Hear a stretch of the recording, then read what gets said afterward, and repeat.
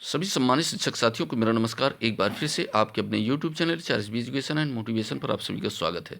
साथियों, high court का एक अंतर जनपदीय स्थानांतरण को लेकर के एक आदेश जारी हुआ है। शिक्षकों के वरिष्ठता पदोन्नति हेतु अब नहीं लगेगी चुनाव कार्यों में ड्यूटी, जैसे आंगनबाड़ी सहायिकाओं कार्यकर्तियों की ड्यूटी, बीएलओ जैसे कार्यों में।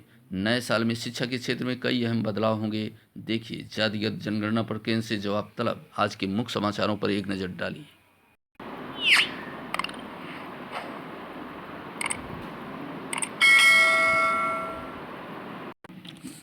नए साल में शिक्षा के क्षेत्र में कई अहम बदलाव होंगे। नए साल में शिक्षा के क्षेत्र में ये बदलाव करने जा रही है सरकार। नई शिक्षा नीति के तहत बेसिक शिक्षा से लेकर के तकनीकी और चिकित्सा क्षेत्र में होने वाली बदलावों से यूं तो पूरा देश प्रभावित होगा, पर शिक्षा की नगरी कहे जाने वाले प्रयागराज के लिए यह बदलाव खास होगा। नए साल में प्रयागराज को एक नया शिक्षा आयोग मिलने की उम्मीद है, जिसके लिए वर्ष 2017 से कवायद हो रही है। शैक्षिक संस्थानों को नए शिक्षक भी मिलेंगे। लोक सेवा आयोग, कर्मचारी चयन आयोग की भर्तियों के जरिए बेरोजगारों के सपने साकार होंगे। हिंदुस्तान आज से नए साल की उम्मीदों पर श्रृंखला शुरू कर रहा है। इसकी पहली कड़ी में आज पढ़िए शिक्षा के क्षेत्र में होने वाले बदलावों के बारे में। यूपी बोर्ड पहली बार ओएमआर सीट पर होगी परीक्षा। हाई स्कूल के बच्चों के द्वारा उच्च प्राथमिक स्कूलों में बागवानी और ऑर्गेनिक खेतों की होगी पढ़ाई। ऑडियो कंटेंट के जरिए पंचतंत्र जैसे प्रेरक कहानियां बच्चों की अंग्रेजी सुधारेगी। MNNIT बीटेक अप्लाइड मैकेनिक्स में शुरू होगी पढ़ाई। संस्थान को मिलेंगे 113 नए शिक्षक। NIARF की रैंकिंग में होगा सुधार। नए साल में होगा दीक्षांत समारोह। IIIT मिलेगा नया निदेशक। डॉक्टर शरद मुकुल सुतावने कार्यभार ग्रहण करेंगे। NIRF की रैंकिंग में सुधार के आसार। PRSU परिसर में 4 संकाय में शुरू किए जाएंगे नए इंटीग्रेटेड कोर्स। नए साल में से विश्वविद्यालय के मुख्य परिसर में शुरू होगा PhD पाठ्यक्रम। IERT बीटेक में माइनर डिग्री में AI रोबोटिक्स की पढ़ाई। संस्थान को वर्ष बाद मिलेंगे 28 नए शिक्षक। जातिगत जनगणना पर केंद्र से जवाब तलब। सुप्रीम कोर्ट ने अन्य पिछड़ा वर्ग OBC के लिए जाति आधारित जनगणना के निर्देश देने की मांग वाली याचिका पर केंद्र से जवाब मांगा है।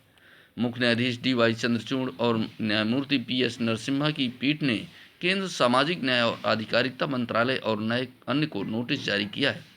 सुनवाई के दौरान शीर्ष अदालत ने इस मामले को अपने समक्ष लंबित इसी तरह के अन्य मामले के संलग्न कर दिया है। अदालत अधिवक्ता कृष्ण कन्हैया पाल की याचिका पर सुनवाई कर रही थी, जिसमें कहा गया कि जाति आधारित सर्वेक्षण और जनगणना की कमी के कारण सरकारें OBC के सभी तबकों के लिए लाभ साझा करने। निदेशालय बाल विकास शिक्षा एवं सेवा एवं पुष्टाहार उत्तर प्रदेश लखनऊ 21 दिसंबर 2022 का आदेश है। समस्त जिला कार्यक्रम अधिकारी प्रभारी उत्तर प्रदेश माननीय उच्च न्यायालय इलाहाबाद खंडपीठ लखनऊ द्वारा आंगनबाड़ी कार्यकर्त्री सहायिकाओं की ड्यूटी निर्वाचन अथवा अन्य किसी गैर निकाय विभागीय कार्यों में न लगाए जाने के संबंध में योजित रिट याचिका संख्या 2022 में पारित आदेश दिनांक 9 नवंबर 2022 का अनुपालन के संबंध में उपयुक्त विशेषक शासन के पत्रांक संख्या 6 दिसंबर 2022 का संदर्भ ग्रहण करें, जिसके द्वारा माननीय उच्च न्यायालय इलाहाबाद खंडपीठ लखनऊ के उपरोक्त आदेश दिनांक 9/11/2022 का अनुपालन के संबंध में नियमानुसार कार्रवाई करने की अपेक्षा की गई है। प्रश्नगत वाद में माननीय उच्च न्यायालय के पारित आदेश दिनांक 9 नवंबर 2022 के प्रस्तर 8 एवं 10 का ऑपरेटिव अंश निम्नवत है।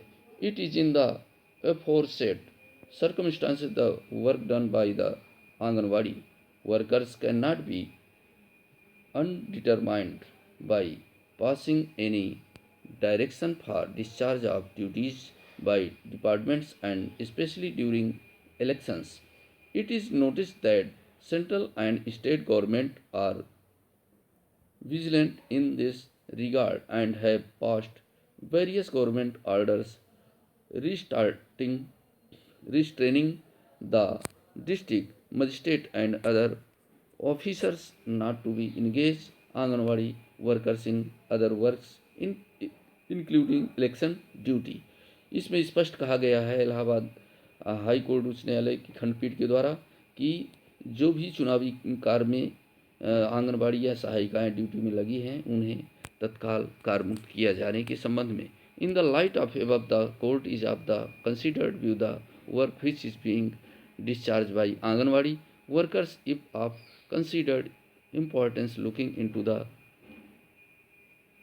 fact what in one block there is only one worker and is in case that one Anganwadi worker is assigned duty in election or any other work of then entire nursing and lacting women including pregnant women would not be taken care of and would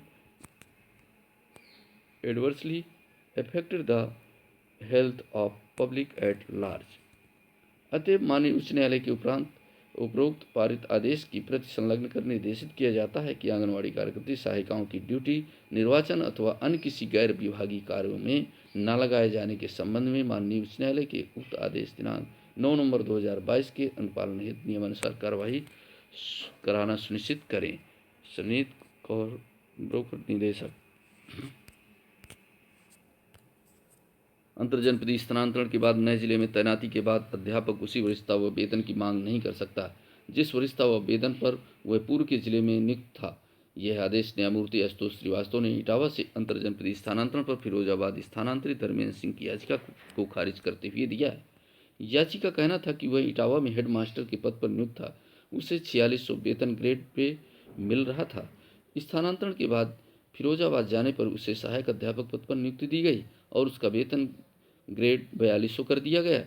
उससे इस आशय का हलफनामा लिया गया कि वह अपनी पदोन्नति स्वीकार करता है। याची के पास हलफनामा देने के अलावा कोई विकल्प नहीं था। याचिका विरोध कर रहे व्यय शिक्षा परिषद फिरोजाबाद के अधिवक्ता भूपेंद्र यादव जी का कहना था कि याची ने स्वयं अंडरटेकिंग देकर पदोन्नति स्वीकार की है।